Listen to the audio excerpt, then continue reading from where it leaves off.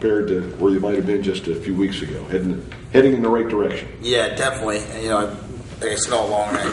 We've been real close, through a lot of these games here, and it was just nice to finally see the puck bounce the other way for us and for our guys. It was just tremendous seeing them in the locker room after, and it's been a long time coming that we've been able to get.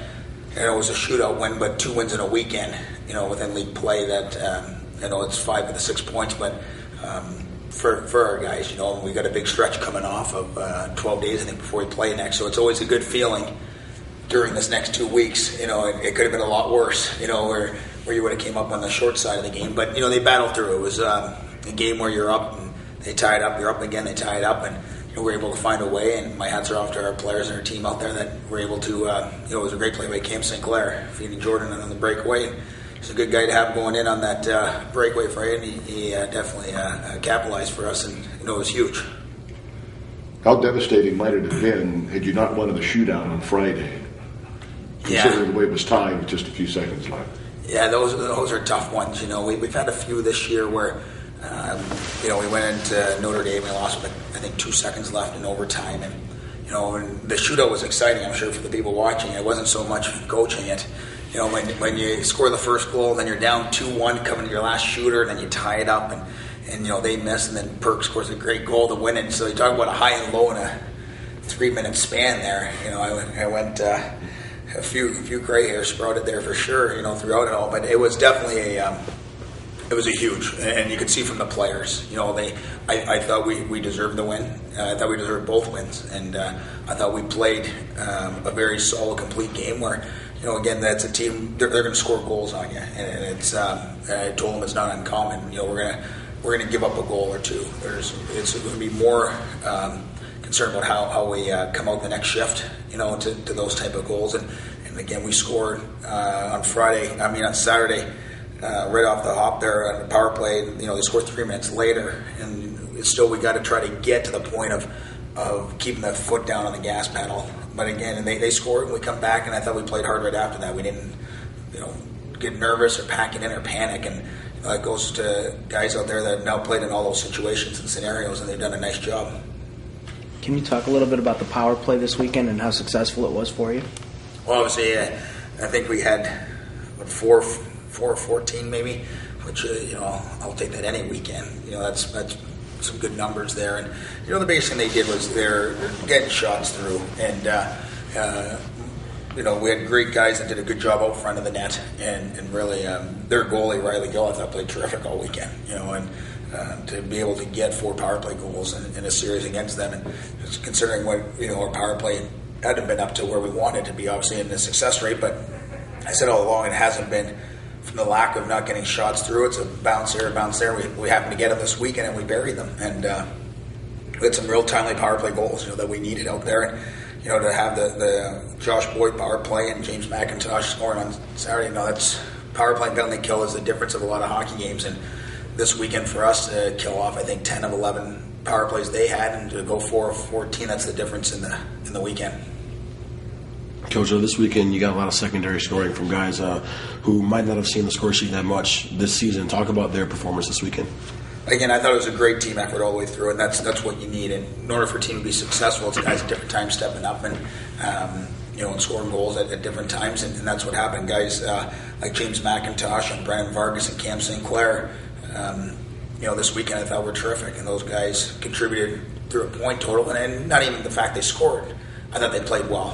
Whether James scored that goal or it didn't happen to score the goal, I was still happy with the way they played in terms of bringing a different element to the game and to the table for us. And they were brought on to play different roles, and they did a great job. And, I thought our D were solid back there, and Nick was kicking out pucks for us, and, up front as well. As I thought all the guys played a real solid performance. So to look back on the weekend, which I just did this morning, it was a fun weekend to coach. It was a fun weekend to be a part of, and better yet, it was just a great feeling to see those guys at the end of the day on Saturday night singing the Bowling Green fight song in there and seeing them smiling and being kids again, and that's what it's all about.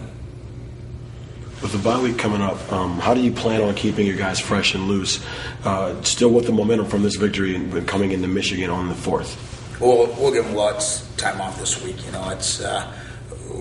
practice, will be an optional day today, and we as a staff won't go out. They go out, and if they want to shoot around or jump on a bike, it's completely up to themselves. Do homework, whatever they may need to do. And there's some guys that definitely shouldn't be. I think it's like a Kyle Page should be probably resting right now and making sure he's feeling good. And tomorrow, just again, we haven't talked much with staff, but we'll probably have like a skills day, and Wednesday will be a 3-on-3 day. And again, we have so much time, we don't want to keep them out there for any length of time, but we'll still try to bring in some D-zone coverage this week and hit up on some different areas and do a little bit more of the video session this week because of having the weekend off. So it'll be more, we'll keep them fresh, keep them out there, keep them excited, have some fun out there on the ice this week. And so when we come back Monday, that we got 3 days to prepare next week, and we'll probably take Friday this week to prepare as well. So we'll be ready for Michigan. It should be a fun night, and we'll be back here at home again. So it's always a fun thing.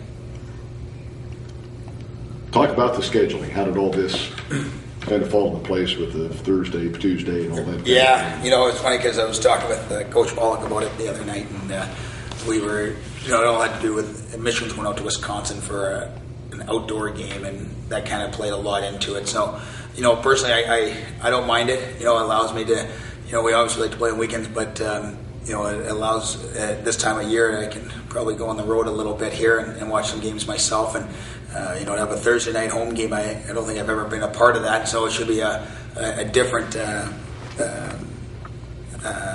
in respect to different than a Friday, not knowing how to prepare it. And on a Thursday home game, it's not like a Friday, it's a little different where Wednesday night we're going to bed and it just bumps up a whole day, so your schedule's going to be a little bit out of whack. But I know our guys are excited. It should definitely gives us a good break. Then we get the weekend off to prepare for the Tuesday game again, to go up to Yost and play Michigan, and then it's a quick turnaround to Miami. We play in Michigan on Tuesday, then we go Wednesday, Thursday, we got Miami coming right in here. So that week, in those 5-6 days to have those 3 games, it's going to be a challenge, and that's what it's all about, though. And but I know our guys are excited. Again, we'll take the next few days off here, regroup, get guys feeling good again, get guys healthy.